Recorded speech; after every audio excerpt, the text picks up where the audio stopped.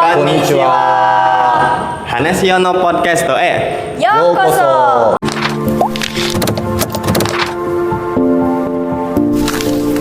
今回はね、この大学に塚原先生がいますよ。高野先生です。そして皆様を今回のポッドキャストをきっと気になるでしょ。ですから今日のポッドキャストを始めましょう。じゃあ初めは皆様に先生のことを紹介していただけませんか？はい。私は高野聡と申します。JICA という日本の海外協力組織に所属し、日本語を教えるボランティアとしてインドネシアに来ました。東京の日本語学校で5年間、外国人の学生に日本語を教えていました。インドネシアに来る前は、東京の葛西という町に住んでいました。海が見える大きな公園があります。出身は千葉です。千葉には成田空港、ディズニーランド、九十九里浜というとても長い海岸があります。私の町は千葉港と言います。港がすぐそばにあって大きな船が出入りします。貿易港なので海で泳ぐことはできません。近くに公園があって私は千葉に帰った時はいつもこの公園を散歩します。Jadi artinya nama beliau itu adalah Satoshi Takano dan beliau itu tergabung ke dalam organisasi yang bernama JICA, yaitu organisasi kerjasama luar negeri Jepang. Dan beliau datang ke Indonesia sebagai sukarelawan untuk mengajarkan bahasa Jepang kepada kita. Kemudian Takano Sensei sendiri itu mengajar bahasa Jepang kepada siswa asing selama 5 tahun di Jepang, yaitu di Tokyo. Sebelum datang ke Indonesia, Takano Sensei tinggal di kota bernama Kasai di Tokyo, dan di sana ada sebuah taman besar di mana kita bisa melihat pemandangan laut. Kemudian asal Takano Sensei sendiri berasal dari kota Chiba.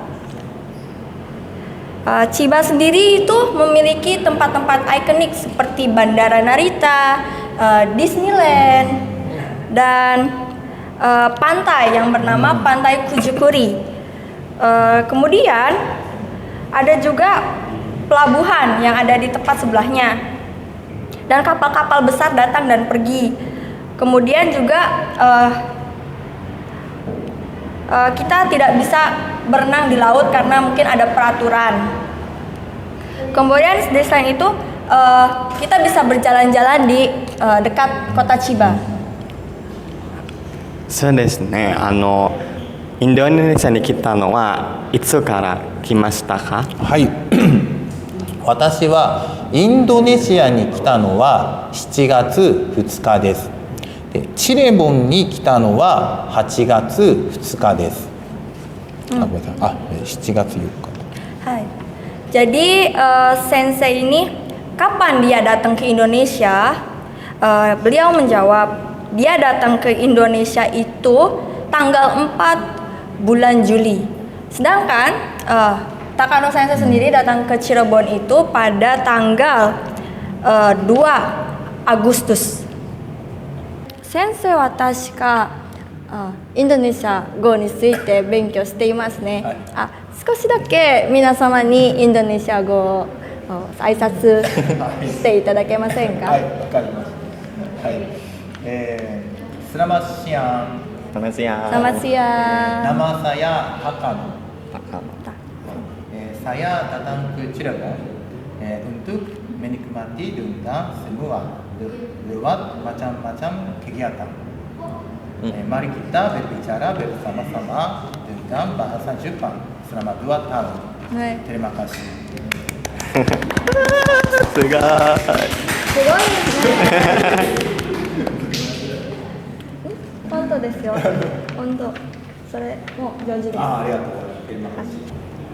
う。先生はここにはどうしてここに来ましたか？何のためですか？はい、私はインドネシアの学生に日本語を教えることを通して学ぶことの楽しさを感じてもらうためです。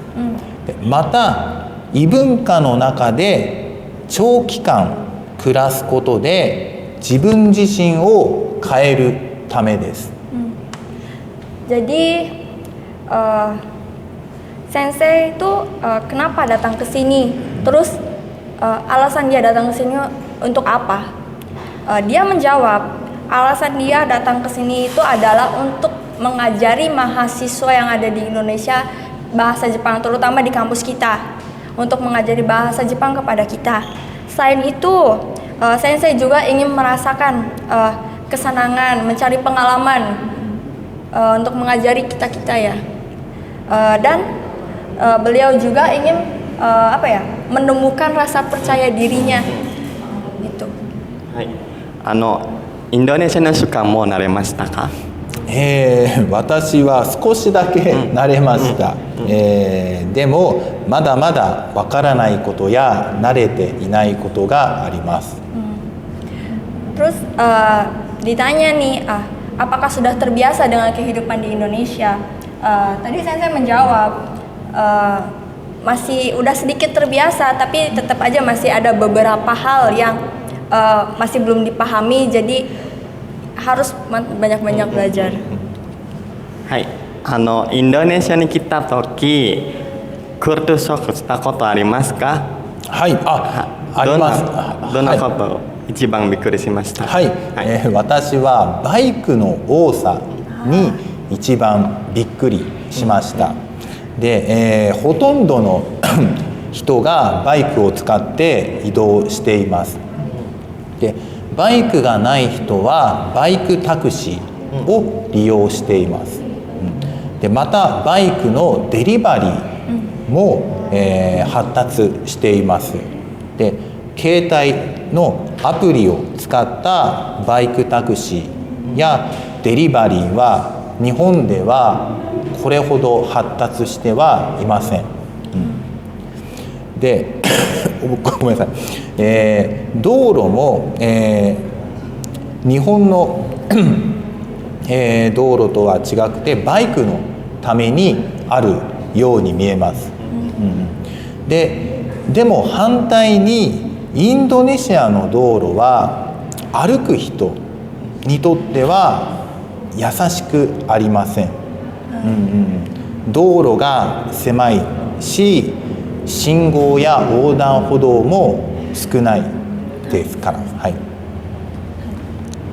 Jadi apa sih yang paling membuat Takano Sensei itu terkejut dengan Indonesia, yaitu culture shock di Indonesia itu apa?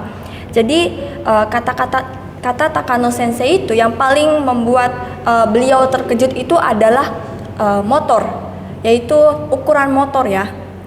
Kalau di motor di Indonesia itu kan besar-besar, ditambah juga banyak banget aplikasi yang emang menggunakan untuk ya kayak pengiriman, delivery gitu. Sedangkan yang di Jepang itu tidak ada yang namanya kayak hatatsu, pengiriman kayak begitu. Kalau di sini ada, jadi Sensei merasa itu sebuah culture shock gitu ya. Selain itu, yang membuat culture shock lainnya adalah tentang jalan. Jalan itu maksudnya kalau di sini itu jalannya itu sempit, terus nggak ada jalan buat pejalan kaki, lampu lalu lintas dan jalur penyeberangan pun kurang dibanding dengan Jepang gitu. Kalau di Jepang sendiri ada jalur khusus motor dan jalur pejalan kaki. Itulah yang membuat Sensei kaget saat pertama kali datang ke Indonesia. で、私質問がありますね。はい。どうして日本人は自分の乗り物より電車とかなどよく乗っています。それは電車がすごく発達していて、特に東京だと地下鉄に乗ればどこにでも行けるからです。で自分の、バイクとか車を買うよりも安くどこにでも行くことができます。 Jadi untuk kenapa sih orang Jepang itu lebih sering menggunakan kereta daripada kendaraan pribadi ya? Tadi itu dikatakan bahwasanya kalau naik kereta itu lebih nyaman ya, lebih nyaman. Murah, Nah, lebih praktis. Ya. 次はね、前はインドネシアの独立記念日ですね。はい。インドネシアの独立記念日はいろんな活動の中で式典がありますね。この式典見たことありますか？直接とかテレビ。私は直接は見ていません。でも同じ、JICA の友達から、動画を送ってもらってそれを見ました。でそこでは、高校生かな、すごい軍隊のように並んできれいに並んで歩いていました。でそれを見て私はびっくりしました。日本でもその行進並んで歩くことは行事などではあるんですが、軍隊のようにあんなにきれいに行進することはあまりありません。そうなんですか。Jadi tadi kan Nando-san bertanya kepada Sensei, apakah Sensei pernah melihat langsung upacara berkibarnya bendera Indonesia, yaitu yang pas kemerdekaan. Upacara kemerdekaan pernah melihat langsung atau tidak? Dan Sensei tadi bilang Chokusetsu wa mitakoto nanai desu ne. Dia belum pernah melihat langsung upacara kemerdekaan. Tapi tomodachi kara no JICA ga video. Tapi Sensei melihat video upacara kemerdekaan dari temannya gitu. Terus Sensei mengatakan kalau apa ya? Kalau misalnya upacara kemerdekaan kita itu anak-anak SMA-nya itu kayak berbaris tapi dengan sangat bagus seperti tentara gitu. Di Jepang juga ada, tapi enggak sebagus itu, maksudnya tidak serapi itu dan tidak seperti tentara gitu. Guntai mitai janai desu ne. Kalau di Indonesia itu karena mereka itu berbarisnya itu terlihat seperti tentara, jadinya terlihat bagus ya Sensei. Kirei. Kirei, そうですね。綺麗に見えます。そして先生、これはね、この学校でもまだ問題になるという話題ですね。この学校にはまだ日本語できない学生がいます。ですから先生はこの問題についてどう考えていますか？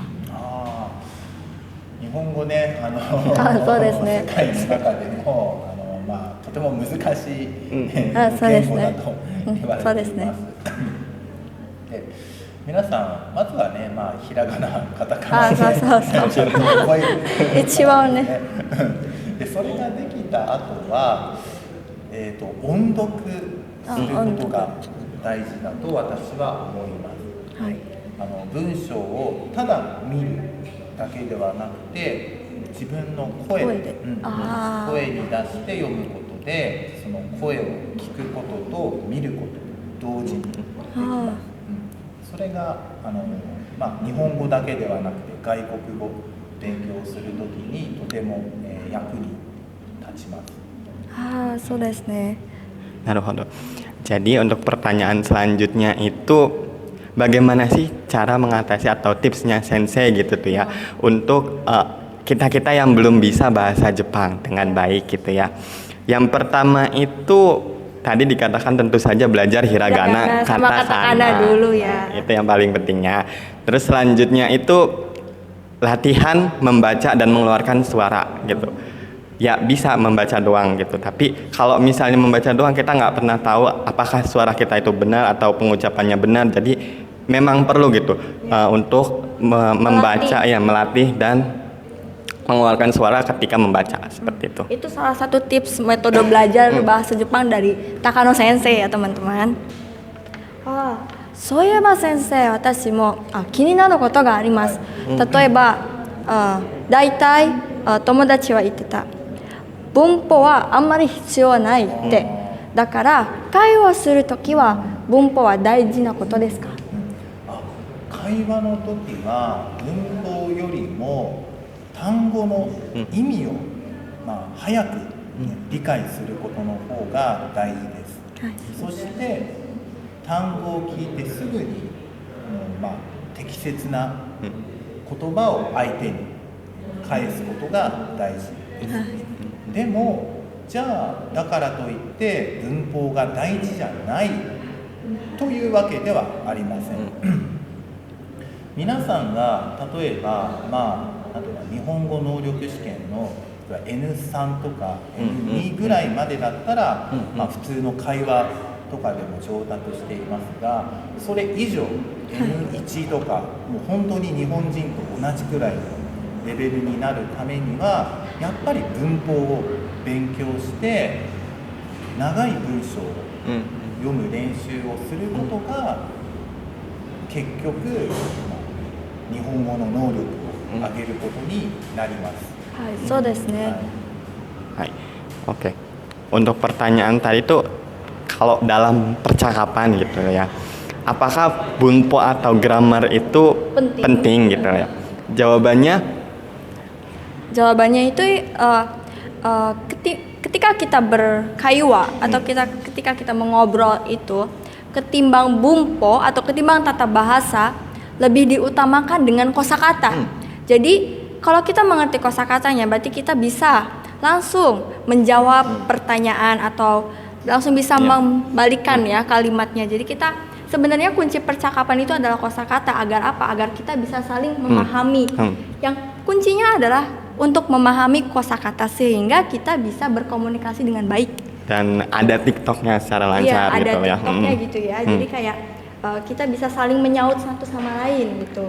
Selain itu bukannya bumpo nggak penting, bumpo juga penting. Tapi jika dibandingkan kita ya untuk N2, N3 ya kalau untuk biasa itu ya kaiwa surutaki kita bisa meningkatkan ya untuk percakapan sehari-harinya.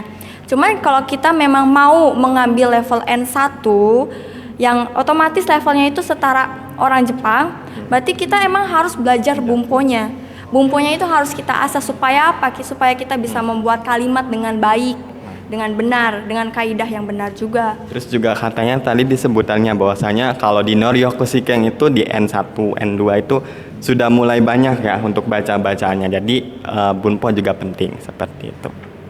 Hai. 先生はこれは最後ですね。はい、これは最後。この大学や学生たちに何か伝えたい。すみません、間違えました。この大学や学生たちに先生の印象を聞かせてもらえませんか？はい。私がまだ、インファダ大学に来たばかりの時に、学生たちが私のために歓迎の会を開いてくれました。私はとても嬉しかったです。その時は私まだシレボンに来たばかりで、不安の方が大きかったんですが、皆さんがその温かく迎えてくれたおかげで不安が小さくなって、頑張ろうという気持ちの方が、大きくなりました。はい、そうですね。私たちも先生を歓迎するのが本当に嬉しかったです。Hai, jadi untuk pertanyaan tadi, ada nggak sih kesan-kesan untuk kita untuk mahasiswa dan untuk kampus, lebih untuk Chamabani?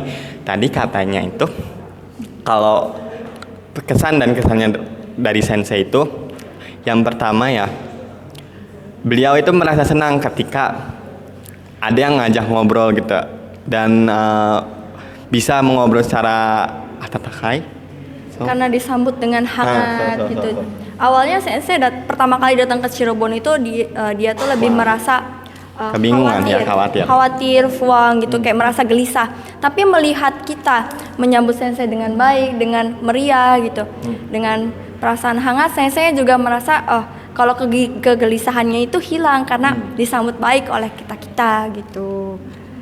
Nah, untuk Chamaba nih ya. そして先生、新しい学生に何か伝えたいことがありますか？はい、新しい学生の皆さん、まだね日本語を勉強して、時間が短いので、日本語が難しいね、思うと、思います。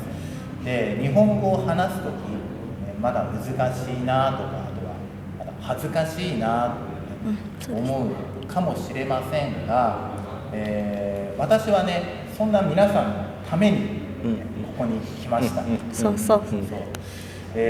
皆さん、私は日本人ですから皆さんが日本語で話してくれるととても嬉しいです。だからね、難しいなとか恥ずかしいなって思っても積極的に日本語で私に、話してくれると、嬉しいです。はい。Jadi untuk Chamaba tadi kan ditanyakan apa sih pesan dan kesannya nanti buat Chamaba ya.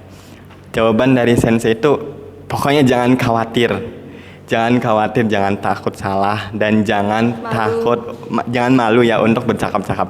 Karena adanya sensei di sini ya untuk kita pembelajar bahasa Jepang seperti itu ya. Ya jadi buat anak-anak baru Chamaba gitu ya, kalian awalnya pasti berpikir malu ngobrol dalam bahasa Jepang. Bahasa Jepang itu susah gitu. Sensei bilang kalian nggak perlu khawatir. Ada Takano Sensei di sini, jadi kalian harus lebih semangat lagi untuk belajarnya karena kalian itu kan ditemani native gitu ya, seperti Takano Sensei dan Chie-san gitu. Dan sensei juga merasa senang kalau misalnya ada yang menyampaikan kayak merasa susah, merasa malu secara langsung. Yang penting kita bercakap-cakap aja dalam bahasa Jepang seperti itu. Jangan takut salah, jangan malu pokoknya gitu ya. Hai, minasan. 私たちからは今回のポッドキャストを終わりました。お疲れ様でした。はい、次のポッドキャストへお楽しみしてくださいね。バイバイ。